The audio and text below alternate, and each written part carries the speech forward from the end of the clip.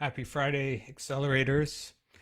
I hope you're having a good Friday, getting ready to either take on some fun this weekend or finish up strong, maybe work through the weekend if you have to. I'm about to get offshore, head off fishing after a couple days with family. So, um, peak of summer here. I hope you're enjoying it and killing it a little bit. We've had a good week, kind of billing about 100,000 this past week, which has been good. We've been down a little bit. Team has been struggling. We've made some changes, firing and bringing back people and changing it up. So yeah, I hope whatever you're doing, if it wasn't a good week this week, next week you're going to kill it. So let's get right into some of the questions. I know Kelly asked this question a couple of weeks ago and I didn't get to it, but I'm here now. Killingsworth has got a construction company doing a lot of civil dirt works in Northern California. So he's asking, how do I communicate better? As a person, how do I treat people better? And how do I up my communication level as a business owner? And how do I learn to communicate with key leadership and mentors in his circle? It's a super great question. The biggest thing you need to do is practice, practice, practice. One thing I like to do when I have time, I missed it this week, but I've been a Toastmasters person for like the last 3 years. And Toastmasters is really good for public speaking, but also networking. If you can find a really good Toastmasters group, sometimes you can just meet online once a week or in person. In person is better. Getting your communication skills in a personal way, so you can see people's body language. You can see a little bit here. I'll angle the camera down, but a lot of our communication is that nonverbal, right? So if you can practice in person, it'll help in person and also on video and meeting with people virtually. But Toastmasters is great for that. And also just making time, put it in your calendar. I'm going to meet with 3 people a week on the leadership mentor side. Like, I'm going to find a top person in our industry. I'm going to find a top person on the customer side. There might not be a current customer, but an ideal customer. And, reach out to them. Reach out to one person every week from kind of 3 different areas. Maybe your customers, your competitors, right? If you can find somebody in the industry, maybe works for a big firm and isn't worried about a independent, smaller business. If it's a CEO of that other company, like, hey, well, I'm not helping out. But if you can find a general manager, a real leader from a firm you look up to that you can network with, and just practice communicating with them. Before you meet with any mentors and stuff, you should say, how am I going to make this meeting beneficial for me and them as well, right? So I always say, bring something to each meeting. Like, remember something about that person, something that you've learned over the last month or last year, something you've taken out of accelerators, and bring that to your mentor, right? So kind of delivering value, right? So being a better communicator is about practice. So definitely there's that formal practice you can do with something like Toastmasters. You can get into a different course, types of courses. But what I like about Toastmasters is they've got about 9 different streams. You can have humor, you can do presentations, so lots of things you can do, even a leadership stream. So really recommend checking out Toastmasters. I think I'm like $65 a year, or it was under $100 a year, and practice every week. Practice makes perfect. It's in your calendar. You'll do it. And then also take those skills out and meet one-on-one with people. Practice those things with people. And, that rule of threes, 3 type of people you want to meet with 3 times a week. If you can't make time for 15 minutes of coffee or half an hour to meet with people or half an hour lunch, you're not really kind of flexing that muscle to really communicate well. Next question, also from Kelly, is how do I become the best owner leader in my excavation company? That's a big question. You're somebody who, in your own words, works their ass off. But how do you lead others? I mean, definitely demonstrating by working your ass off. But I also think kneeling down and checking in with people.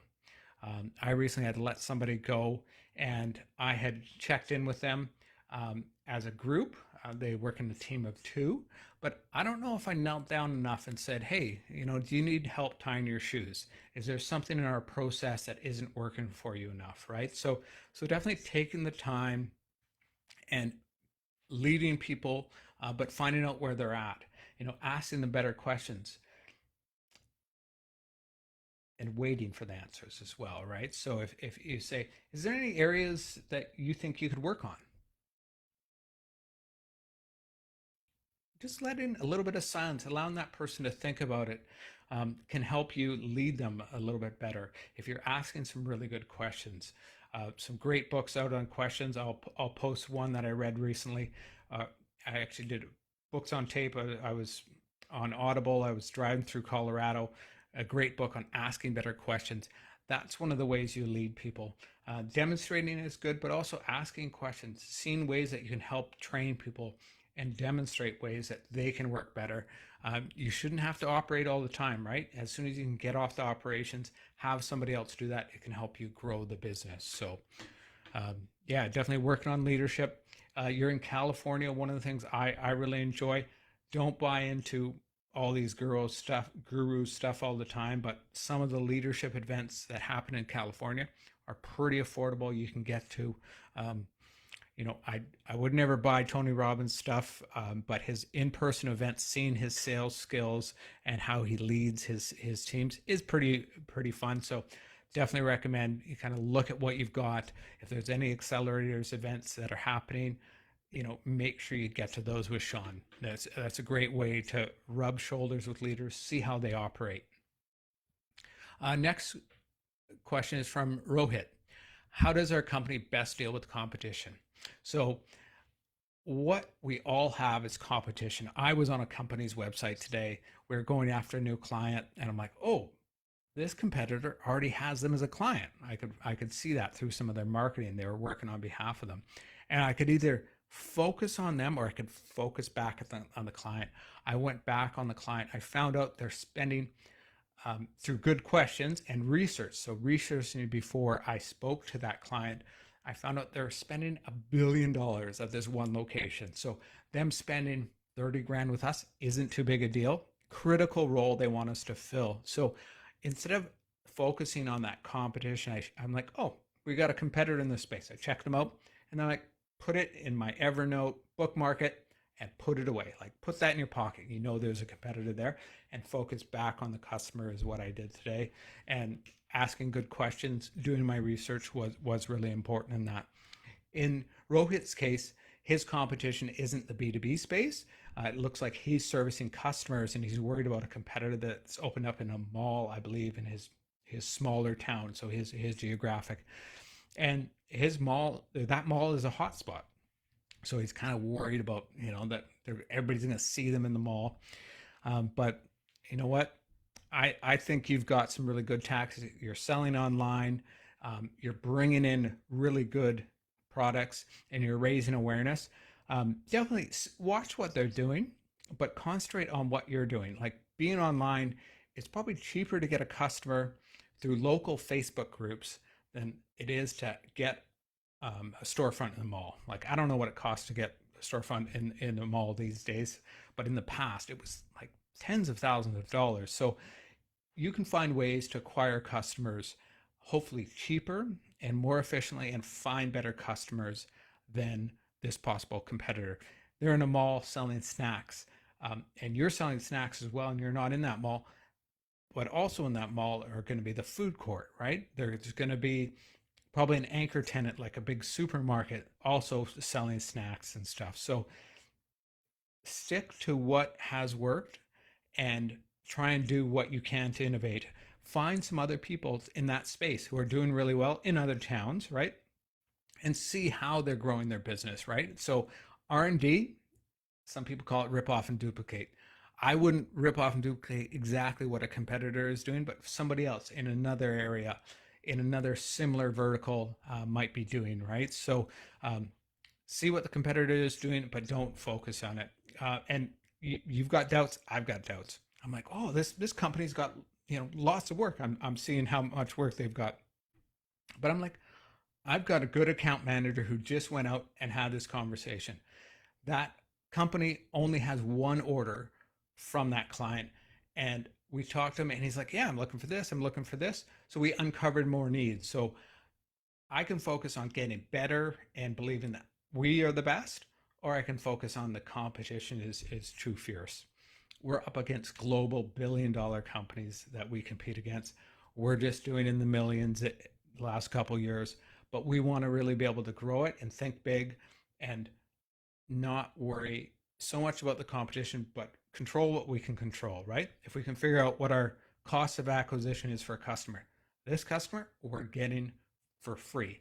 Hard work, there are some tools. I've invested some times, but the contractor we're using to bring in this client is on a commission only basis. So yes, I'm going to give up a big chunk of revenue, but acquiring a 500 million to $1 billion company, and they're making these huge investments.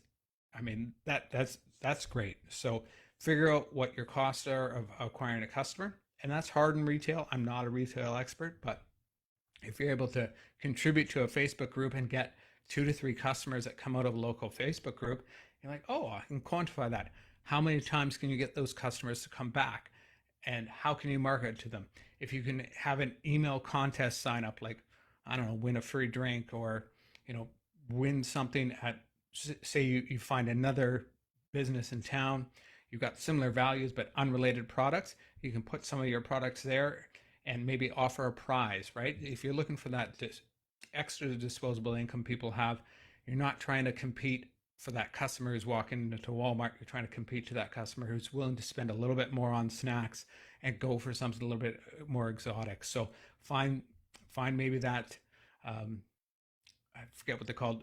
We've got one in our city called Flying Squirrel, a place where people or kids can hold birthday parties and jump on trampolines and play on a lot of things. So families with disposable income, you might be able to get your snacks in there, possibly through a vending machine, but branding it for you, so you imprint on those customers who may be your ideal customers. I don't know who your ideal customer is, but they're paying to be in this place. They're not at the mall and hurrying past your competitor, possibly to go to the food court or possibly to go to the anchor tenant. So don't worry so much about the competition.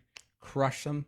Send me some great snacks some days. I'm always into eating something good. So appreciate it. Keep us updated on it, how it goes, Rohit.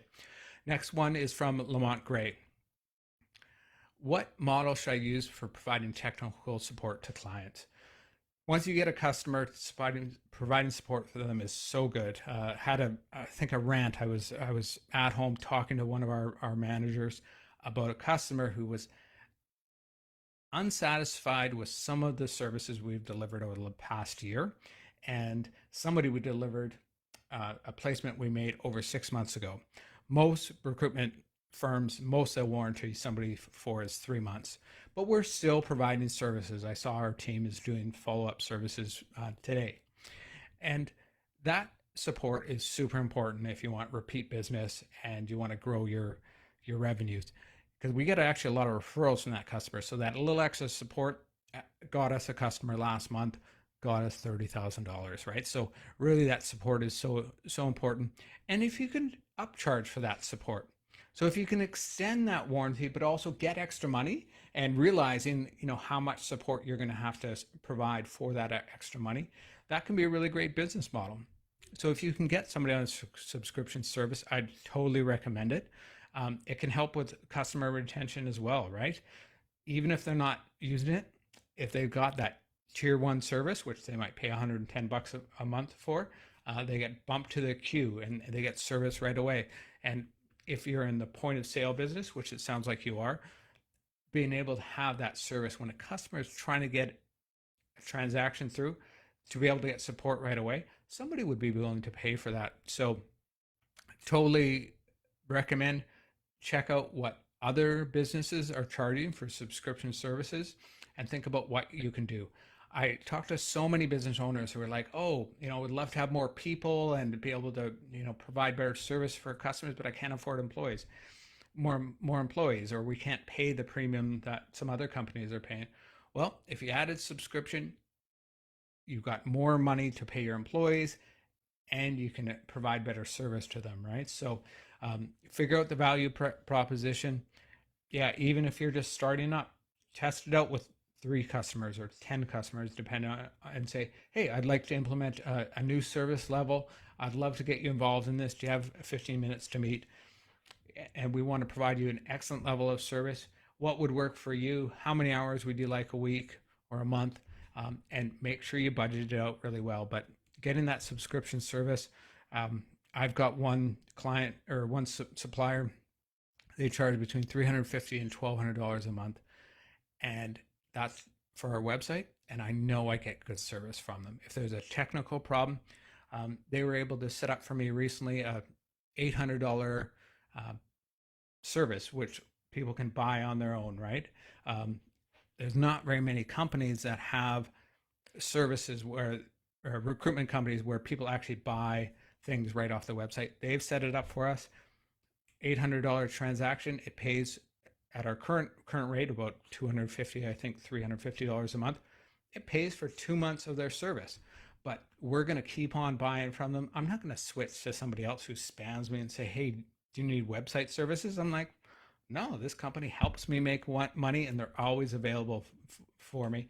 And yes, it costs me hundreds of dollars every month. At times we've invested more. They've been more involved in our marketing. Right now they're more involved in maintenance and making some improvements per month. So highly recommend subscriptions. I pay for Amazon once a year. I pay for Costco once a year. I pay for my cell phone every single month. And like, I'm just doling out money like I'm some multi-level marketer on YouTube, but it allows me to concentrate on what matters for my business. And you're providing support for business owners who are hopefully making good money. So definitely, I think monthly is better. It's easier to sign somebody up for a monthly fee than it is an annual or some large retainer. And try with your existing customers. Find out. One of the things I do is survey customers and say, what are you currently paying for in this price range? Do you like it? And they can give you honest feedback if you're doing a market survey and just trying things out. So totally recommend that. So next question from Sam Tran. What do you think about trying network marketing for a first business opportunity? So I'm not 100% sure I understand what network marketing is. It may be that it's called multi-level marketing, or some people may call it a pyramid scheme. So I'm not 100% sure. Would love to clarify with you, Sam, on that. I'm personally not a big fan because of how quickly you run out of people you can market to with network marketing, and the fact that often you have to buy in, you have to pay maintenance to maintain this business. Definitely looking at things like franchises are better. Franchises you often own a geography. You can find people who actually are successful, reference check them. Definitely with network marketing, they'll say that there's people successful, but the stats really show it's like 1 to 2% of all of the people involved in network marketing are making money, and other people are just losing money. That's my personal opinion. I've had opportunities to get into some of those in the past, and I've always stayed away from it. Definitely, there can be some attractive pitches, but you better dig deep with whatever's being pitched to you before you buy in, right? If you're looking at a franchise agreement, they should be able to give you a prospectus on how much you're going to make, what the investment is, give you references for other people who've been involved in those franchises. So definitely keep on looking. I'm personally not a fan of network marketing, better fan of franchises, but also if you can find your own business, being in the grocery business, lots of people come through your grocery. You probably know other business owners in town. Say, hey, can I buy you a coffee sometime? I'd like to find out what you think is missing in our town or in city as far as services, because really there's nothing better than finding an unmet need that you can meet, right? It might be that you start a grocery delivery business for your family store, but then you can start selling that delivery business for a pharmacy down the street. a liquor store down the street. And all of a sudden, you've got a business doing deliveries where you're making really good money. And right now, a lot of companies are having to give up lots of revenue to skip the dishes. Um, Uber, people like that, in order to service their customers. And if you can figure out a way to help your family's business service their customers more directly, you might help them grow. One thing that happened in the pandemic is a lot of restaurants were closed down, but one of the restaurants we used, they developed their own app, and you had to buy everything through an app.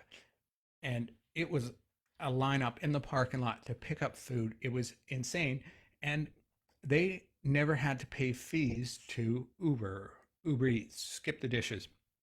So like there's all these things that are out there, like independent grocery stores. Is there a good app to help people buy online? That might be a market opportunity.